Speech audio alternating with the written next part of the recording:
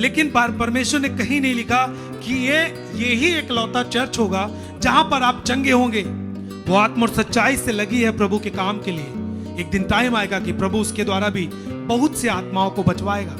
जब यीशु मसीह ने और बाइबल ने ये बात कभी फोकस नहीं की कि हर विश्वासियों को यरूशलेम जाकर के चंगाई पानी चाहिए।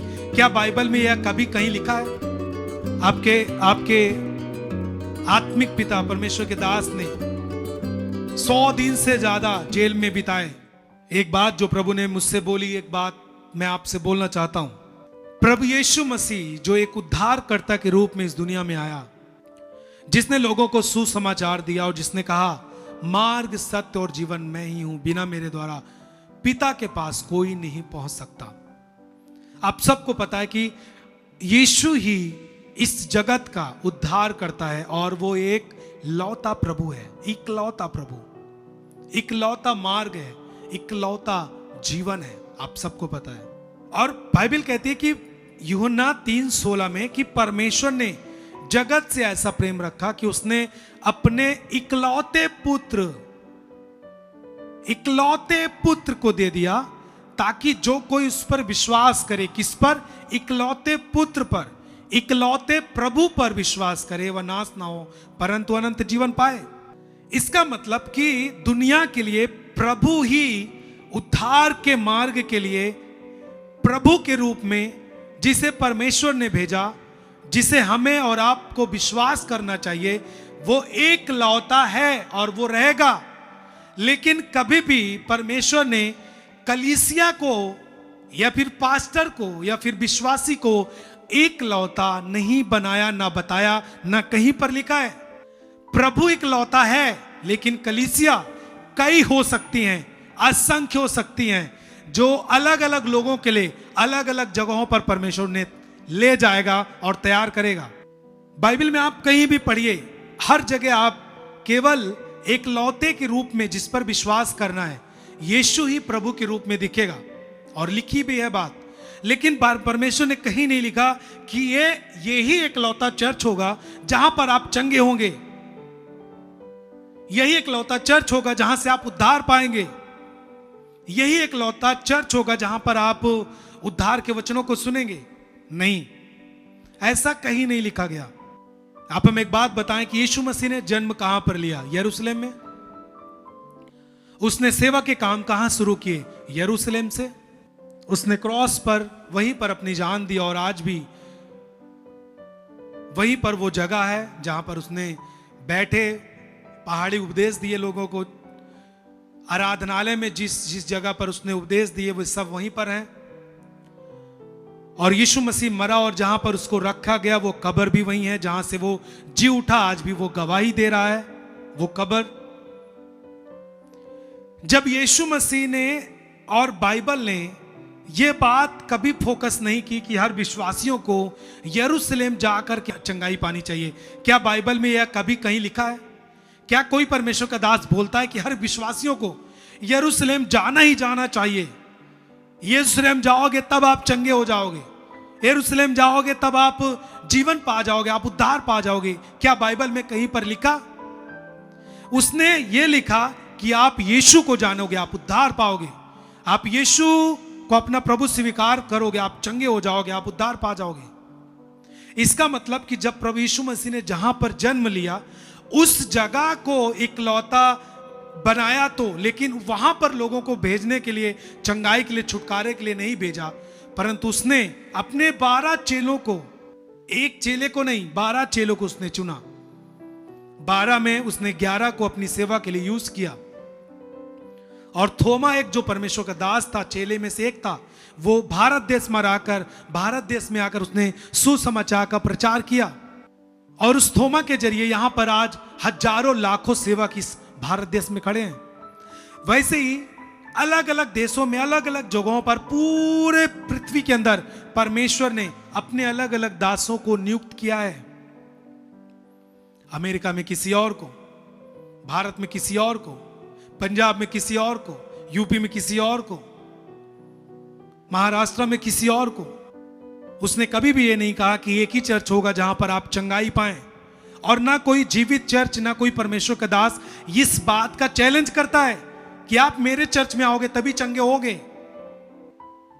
लेकिन कुछ लोग होते हैं जो गलत शिक्षाएं विश्वासियों के बीच में डालना शुरू करते हैं। ये एनॉइंटिंग ऑयल है, मैंने इस जगह से लाया है, आप इसे इस्तेमाल करेंगे तब चंगे होंगे, अपने चर्च को छोड़ दें, आप मेरे साथ उस चर्च में चलें, आपका चर्च बंद हो चुका है। मेरे भाई, जब आप इस चर्च को छोड़ने के लिए लोगों को बोल रहे हैं, इससे पहले आपको सोचना चाहिए कि आप विश्वास योग्यता से किसी को हटा रहे हैं। आपकी चंगाई से परमेश्वर खुश नहीं होता, लेकिन आपके विश्वास योग्यता से परमेश्वर खुश होकर आपकी जिंदगी में बहुत बड़े बड़े काम कर सकता है। हालेलुया। जब यीशु ने और बाइबल ने यरूशलेम को फोकस नहीं किया और एकलौते प्रभु को फोकस किया, मत्ती 18 अध्याय 18-20 में जाएं, इसमें लिखा है, क्योंकि जहां 2 या 3 मेरे नाम पर इकट्ठे होते हैं वहां मैं उनके बीच में होता हूं। इसका मतलब क्या है? इसका मतलब यह है कि परमेश्वर ने उन जीवित कलीसियाओं को जो अलग अलग जगहों पर काम करती हैं, वो चाहे यूट्यूब पर बड़े ज्यादा सब्सक्राइबर में ना हो, वो भी जीवित चर्च हो सकती है जो छोटी होगी, वो आत्मा और सच्चाई से लगी है प्रभु के काम के लिए। एक दिन टाइम आएगा कि प्रभु उसके द्वारा भी बहुत से आत्माओं को बचवाएगा, लेकिन वो भी आत्मा ही बचा रहा है। कभी भी एक परमेश्वर के दास को बहुत बड़ी पब्लिक, बहुत बड़ी विश्वासियों की सभा और छोटी विश्वासियों की सभा के तौर पर आप किसी परमेश्वर के दास को छोटा या बड़ा, सामर्थी या कम सामर्थी आप नहीं कह सकते। क्योंकि हमने देखा है कि जब परमेश्वर के दास पापा जी ने जब सेवा के काम को चालू किया, तो ज्यादा से ज्यादा 5-6 लोग, जून 2010 में 5-6 लोग, हमारे घर के बगल एक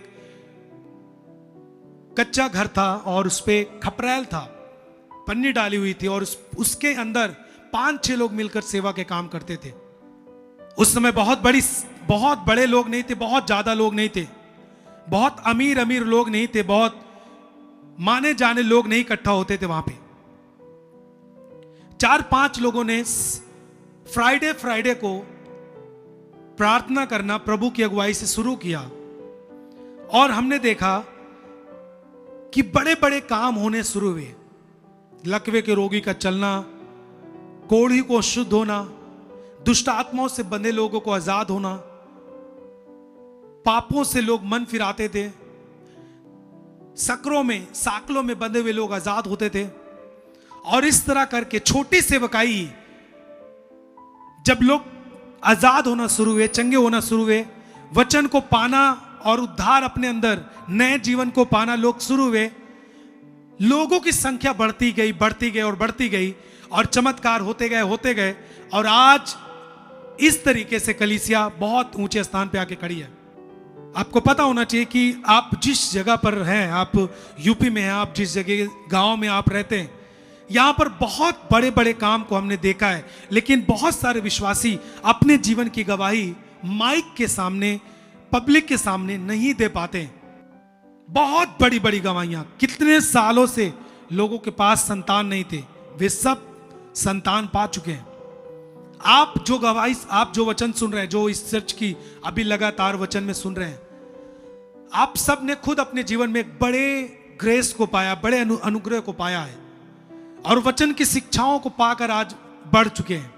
क्या आप यहां तक ला करके आपको चर्च छोड़ देगा और आपकी आगे अगुवाई नहीं करेगा? मैं आपसे कहना चाहता हूं, जब इतना कुछ हो गया, आपके आत्मिक पिता परमेश्वर के दास ने 100 दिन से ज्यादा जेल में बिताए, लोगों ने गालियां दी, टीम को भी प्रशासन ने मारा और बहुत गालियां दी सबने और मारपीट किया।